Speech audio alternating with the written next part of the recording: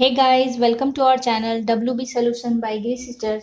सो हमने सॉल्यूशन में बहुत सारा कंप्लीट किया था। आपका वो हाइड्रोसिस, अल्कोसिस और एरोसोल्स तक कंप्लीट कर लिया था। सो अब हम लोग इमल्सन की तरफ आते हैं। Emulsion, what is emulsion? Emulsion किसको कहते हैं?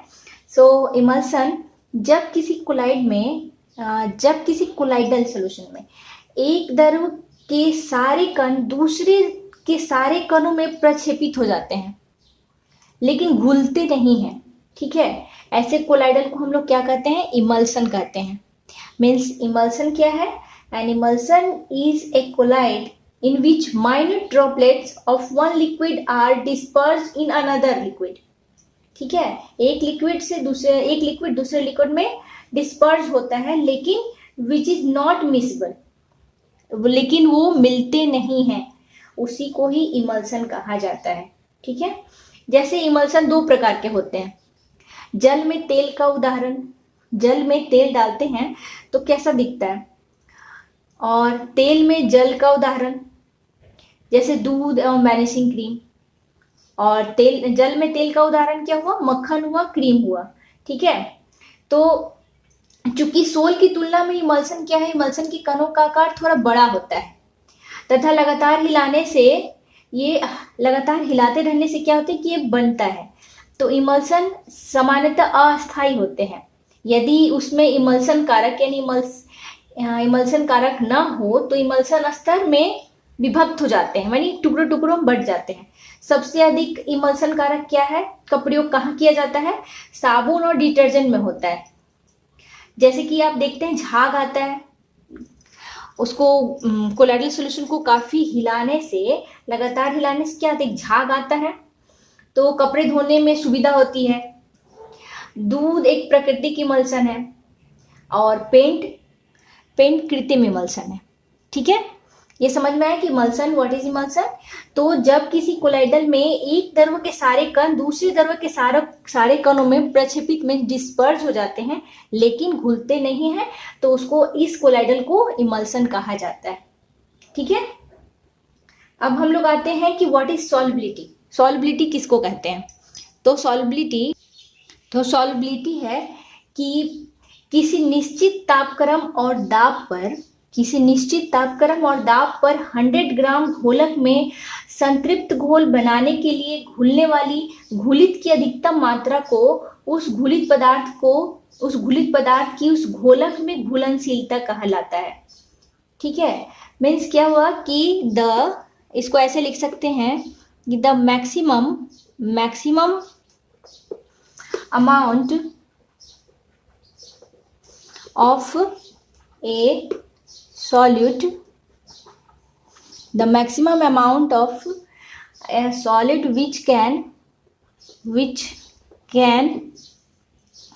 be dissolved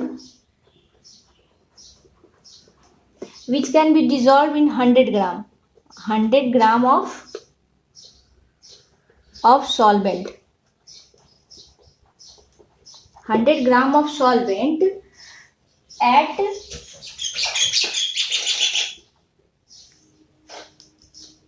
at a specific temperature, एक निश्चित तापक्रम, at a specific temperature is known as the solubility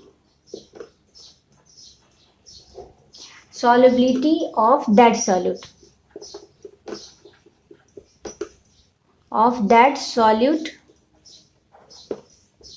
in that solvent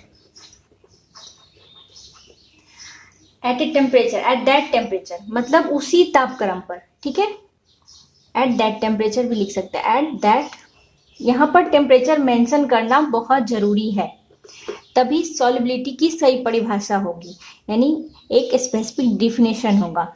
means क्या है कि the maximum amount of A solute, maximum amount मतलब निश्चित तापक्रम और दाब पर क्या है? 100 ग्राम घोलक में संतृप्त घोल बनाने, मतलब उस घोल में कितनी उसकी मात्रा घुल सकती है। एक निश्चित तापक्रम पर, ठीक है, तो वो उस घोल का सही सॉल्युबिलिटी मीन्स सही घुलनशीलता कही जाएगी। यानी किसी निश्चित तापक्रम और दाब पर क्या है, 100 ग्राम घोलक में संतृप्त घोल बनाने के लिए घुलने वाली घुलित की अधिकतम मात्रा को उस घुलित पदार्थ की उस घोलक में घुलनशीलता कहलाता है। ठीक है, तो यदि माना जाए कि टेम्परेचर T पर, यदि किसी टेम्परेचर T पर W ग्राम जल में किसी घुलित पदार्थ के अधिक से अधिक कितनी मात्रा घुलेगी, यानी W ग्राम घुले हुए हैं तो उस तापक्रम पर उस घुलित की जल में घुलनशीलता क्या होगी, यानी कि सॉल्युबिलिटी क्या होगी, सॉल्युबिलिटी ऑफ दैट मीन्स होगा क्या कि W × 100 बाई ये W, ये छोटा W है और ये बड़ा W है। मीन्स क्या है कि अब देखिए कि माना कि टेम्परेचर T डिग्री सेंटीग्रेड पर W ग्राम मीन्स बड़ा W जल में किसी घुलित पदार्थ के अधिक से अधिक मात्रा यानी कि छोटा W ग्राम घुले हुए हैं, तो उस तापक्रम पर उस जल की घुलनशीलता क्या होगी, यानी कि होगी ये छोटा W मीन्स ये जो अधिक से अधिक कितनी मात्रा घुल रही है W ग्राम, और कितने ग्राम जल में घुल रहा है ये बड़ा W ग्राम में, तो उसकी घुलनशीलता होगी ये। ठीक है, अब यदि मान लिया जाए कि 30 डिग्री टेम्परेचर पर, एक सम लेते हैं हम लोग, 30 डिग्री टेम्परेचर पर 100 ग्राम जल में 45 ग्राम पोटेशियम नाइट्रेट घुलकर संतृप्त घोल बनाता है। मीन्स एट टेम्परेचर 30 डिग्री पर 100 ग्राम वाटर में 45 ग्राम पोटेशियम नाइट्रेट घुलकर संतृप्त घोल बनाता है। तो यहाँ हम क्या कह सकते हैं कि 30 डिग्री टेम्परेचर पर पोटेशियम नाइट्रेट की घुलनशीलता कितनी है, 45 है। ठीक है, मैं ऐसे ही ले रही हूँ कि 30 ग्राम टेम्परेचर पर माना कि यहाँ पर T हम लोग माने हैं, तो 30 डिग्री टेम्परेचर पर 100 ग्राम जल में, ये बड़ा W, 100 ग्राम जल में 45 डिग्री पोटेशियम नाइट्रेट घुलकर संतृप्त घोल बनाता है। तो हम लोग कह सकते हैं कि 30 डिग्री टेम्परेचर पर पोटेशियम नाइट्रेट की घुलनशीलता कितनी है, 45 ग्राम। ठीक है, आप देखिए आपकी बुक में बहुत सारे ऐसे सम मिलेंगे, उनसे इस फॉर्मूला से सॉल्व करने की कोशिश करिए। नहीं होता है तो फिर कमेंट सेक्शन में मुझसे पूछ सकते हैं। ओके, सो अब आगे बढ़ते हैं हम लोग कि ठोस की घुलनशीलता और द्रव्यमान प्रतिशत में क्या होता है। ठीक है, तो किसी ठोस में क्या होगा कि आवेग का द्रव्यमान मीन्स प्रतिशत में, और इज इक्वल टू क्या होगा, घोल में उपस्थित आवेग का द्रव्यमान मीन्स उसका क्या वेट होता है, और बाई घोल का कुल द्रव्यमान मीन्स घोल में कितने वेट से बाई वेट से लिया गया है इंटू 100 करके हम लोग निकाल सकते हैं। ठीक है, मैं एक सम ले रही हूँ कि 12 grams of potassium sulphate dissolve in 75 grams of at 60 degree temperature. 12 gram potassium sulphate क्या 75 ग्राम 60 डिग्री टेम्परेचर पर डिजॉल्व कर रहा है। ठीक है, 60 डिग्री टेम्परेचर पर डिजॉल्व कर रहा है, तो इसकी सॉल्युबिलिटी, वाटर की सॉल्युबिलिटी क्या होगी इस टेम्परेचर पर। ठीक है, तो यहाँ देखते हैं हम लोग, तो यहाँ हमारे पास क्या है, हमारे पास है कि here we have been given क्या है, हमें 75 ग्राम दिया गया है, mean 75 gram of water dissolve कितना कर रहा है, 12 ग्राम ऑफ पोटेशियम सल्फेट। ठीक है, तो हम लोग को यहाँ पर क्या दिया जा रहा है कि वी हैव बीन गिवन, हम लोग को यहाँ दिया जा रहा है दैट 75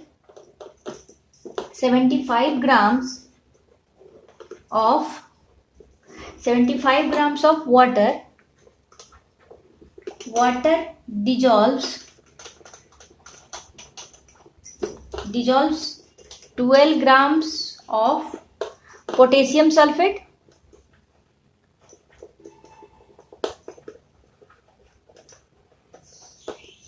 पोटेशियम सल्फेट, ठीक है।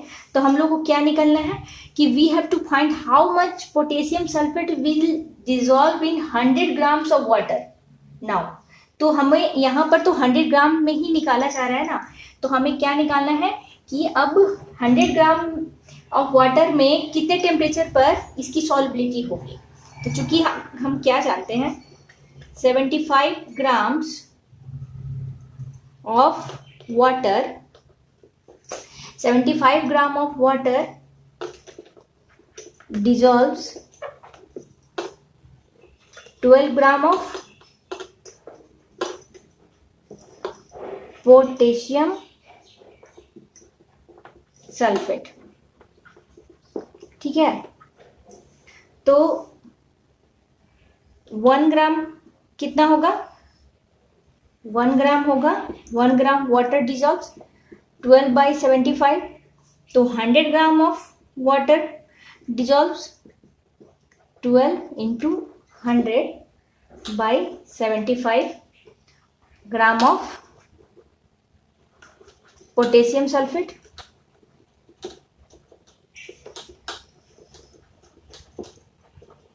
पोटेशियम सल्फेट तो यहाँ कितना निकल रहा है 16 ग्राम, 16 ग्राम ऑफ पोटेशियम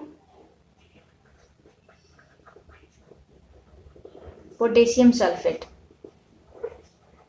ठीक है। तो 60 डिग्री टेम्परेचर पर वाटर कितने 60 डिग्री टेम्परेचर पर हमारा क्वेश्चन जैसे पूछ रहा है कि 60 डिग्री टेम्परेचर पर in that temperature means 60 degree temperature पर जल की घुलनशीलता कितनी होगी, यानी पोटेशियम सल्फेट उस पर कितना घुलेगा, उसमें कितना घुलेगा, ठीक है। ये समझ में आ रहा है कि 60 डिग्री टेम्परेचर पर पोटेशियम सल्फेट कितना घुलेगा। तो हमें 60 डिग्री टेम्परेचर पर कितना घुल रहा है, 60 डिग्री टेम्परेचर पर हम घुल रहा है 16 ग्राम, ठीक है। इस तरह से करके आप सम बनाएंगे और कुछ प्रॉब्लम होता है तो आप मुझे पूछ सकते हैं कमेंट सेक्शन में, ठीक है। नेक्स्ट हम लोग चलते हैं कि effect of temperature on solubility, solubility पर टेम्परेचर का क्या प्रभाव होता है। Effect of temperature and pressure on solubility.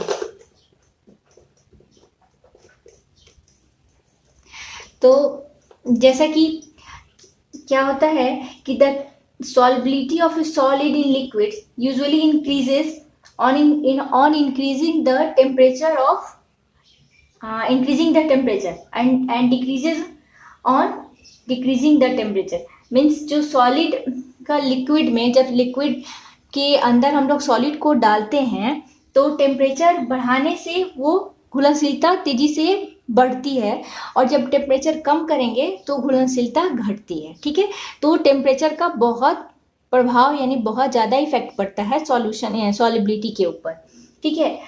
और प्रेशर का क्या होता है कि the solubility of A solid in liquids remains unaffected by the changes in pressure. Pressure का सॉल्युबिलिटी के ऊपर कोई प्रभाव नहीं पड़ता।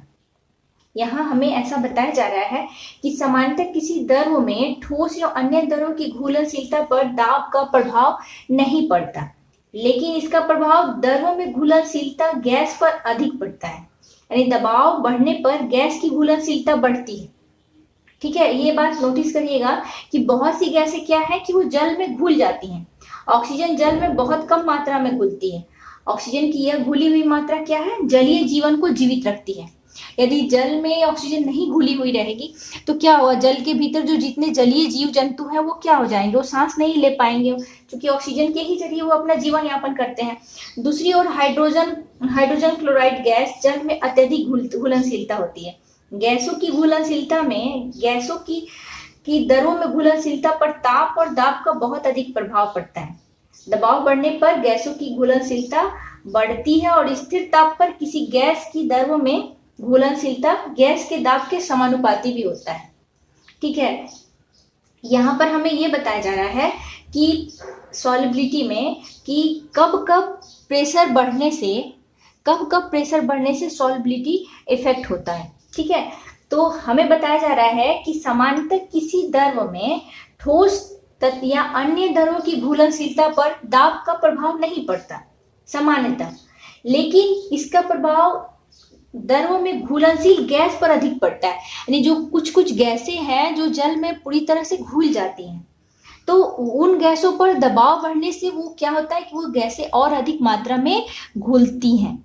ये बात रिमाइंड करने की है कि कौन कौन सी गैस जल में घुलनशीलता है और वो दबाव बढ़ने से वो गैसें ज्यादा मात्रा में घुलेंगी। ठीक है, the solubility of gases in liquid usually decreases on increasing the temperature and increases on decreasing the temperature. ठीक है, the solubility of gases in liquids increases on increasing the pressure and decreases on decreasing the pressure. ये बात आप अच्छे से समझिए कि क्या कहा जा रहा है कि प्रेशर और टेम्परेचर का सॉल्युबिलिटी के ऊपर क्या इफेक्ट होता है। ठीक है, तो ये माइंड में क्लियर कर लीजिए कि कब कब टेम्परेचर और प्रेशर बढ़ाने से गैस सॉल्युबिलिटी मीन्स गैस घोल सॉल्यूशन में घुल के सॉल्युबिलिटी बनाता है। ठीक है,